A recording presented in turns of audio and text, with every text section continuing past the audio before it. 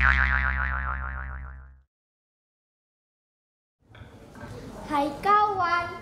kawan, aku punya cerita. Dengarkan cerita, kamu pastinya senang.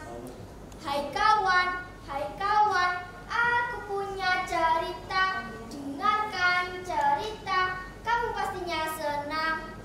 Tentang sejarah, tentang budaya, itu banyak sekali. Meskipun kita masihlah kecil, dengan teman ayolah teladani. Hai kawan, aku punya cerita. Dengan teman di sisinya semacam ceria. Indahnya hari ini, mari bercerita. Assalamualaikum warahmatullahi wabarakatuh.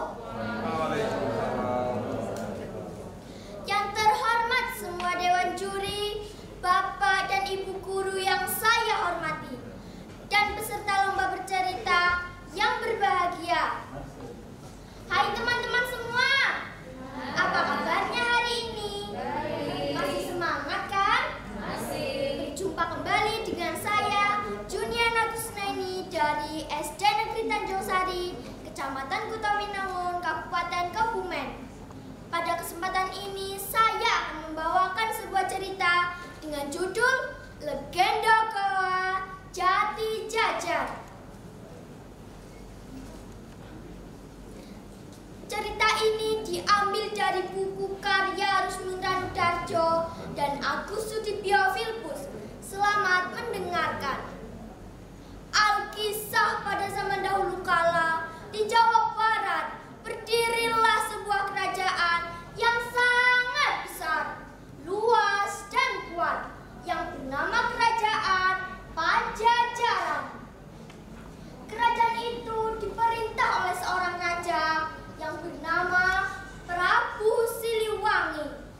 Ketika usia yang semakin senja, rambut yang semakin memutih, dan kekuatan yang semakin berkurang, saat itu Prabu Siliwangi merasa harus mewariskan kerajaan pada anak-anaknya. Pangeran Banyaktotro dipanggillah menghadap ke istana. Anakku, ayahmu kini sudah semakin tua. Sudah saatnya aku menyerahkan kerajaan ini kepadamu. Ayahanda, Ananda belum merasa pantas menerima tanggung jawab ini. Ananda belum memiliki ilmu dan wawasan yang cukup. Dan Ananda juga belum mempunyai pendamping hidup untuk dijadikan permaisuri.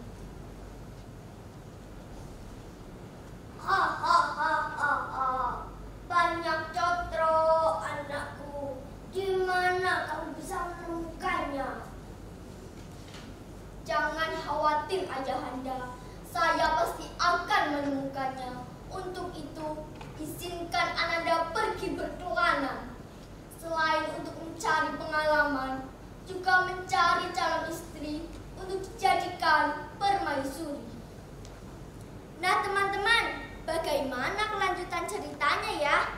Apakah Pangeran Banyaktotro dapat menemukan calon permaisurinya?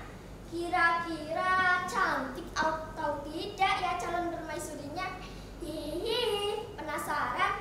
Ayo kita lanjutkan ceritanya. Setelah mendapat restu dari ayahandanya, Pangeran Banyaktotro pergi mengembara. Agar tidak dikenali banyak orang, Pangeran Banyaktotro mengubah namanya menjadi Arya Kamandaka. Suatu hari dalam pengembaraannya, Raden Kamandaka mendengar Adipati Pasir Luhur yang bernama Adipati Kanandoho mempunyai anak yang sangat cantik rupawan. Ketika di Kadipaten sedang mengadakan pesta, tidak sengaja Raden Kamandaka menabrak Dewi Ciptaroso. Ia tertegun, ia terpesona melihat kecantikan Dewi Ciptaroso. Wahai pemuda yang rupawan,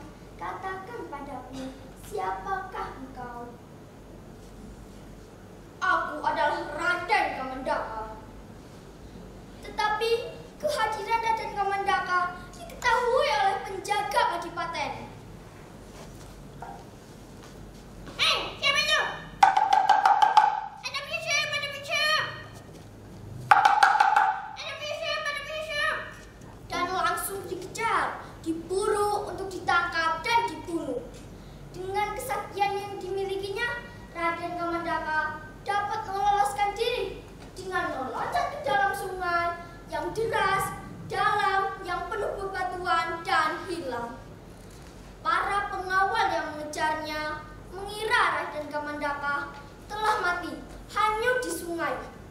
Dewi Ciptarasa pun sangat berduka atas kepergiannya.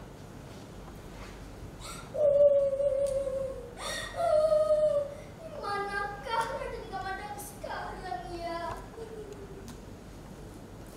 Ternyata Raden Kamandaka masih hidup.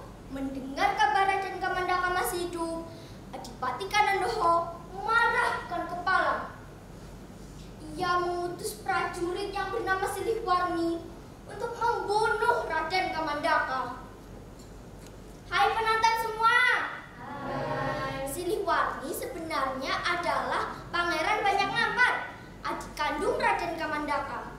Ia menyamar sebagai seorang rakyat biasa karena ingin menemukan kakaknya tersebut dan membawanya pulang. Pertempuran pun terjadi. Jurus demi jurus dikeluarkan. Akhirnya Silihwarni dapat menikam tubuh Raden Kamandaka dengan kujang pamungkasnya hingga terluka. Luka yang dideritanya membuat Raden Kamandaka memutuskan untuk bersembunyi di sebuah gua. Silihwarni mengejarnya dan menantang Raden Kamandaka untuk bertarung. Hei Kamandaka, jangan jadi monyet, terlalu dan hadapi aku. Hei pemuda ingusan, jangan kau kira aku takut padamu. Tidak ada kata takut bagi Banyak Cotro, anak Prabu Siliwangi. Apa? Benarkah kamu Banyak Cotro? Ya, sejatinya saya adalah putra kerajaan Pajajaran. Kau takut? Hahaha. Aku apaan? Ini aku. Aku adalah Penyangatan, adikmu. Aku kesini mencari Aka. Tak disangka, ternyata aku malah melukai kakakku sendiri. Raden Kamandaka segera berlari keluar menemui Silihwarni. Penyangatan, adikku. Benarkah kamu sudah banyak berubah sampai-sampai aku tidak mengenalimu? Mereka berpelukan dan saling bermaafan. Kemudian goa tempat persembunyian Raden Kamandaka diberi nama Goa Jati Jaja, yang diambil dari kata sejatinya dan Pajajaran. Dan akhirnya Raden Kamandaka dinikahkan dengan Dewi Ciptarasa dan hidup bahagia selamanya. Nah teman-teman, demikianlah cerita Goa Jati Jajar. Pelajaran apa yang dapat kita petik dari cerita ini? Ya benar, kisah ini mengajarkan kita semua untuk selalu rendah hati, rajin belajar dalam menuntut ilmu sebagai bekal kita kelak mengarungi masa depan. Dan pesan saya pada teman-teman semua, ayo jangan lupa kunjungi perpustakaan, kita tingkatkan kegemaran membaca dan belajar demi masa depan yang gemilang. Dan pesan saya pada teman-teman semua, ayo jangan lupa kunjungi Kota Kebumen, kota dengan slogan beriman yang penuh budaya akan syarat nilai-nilai sejarahnya.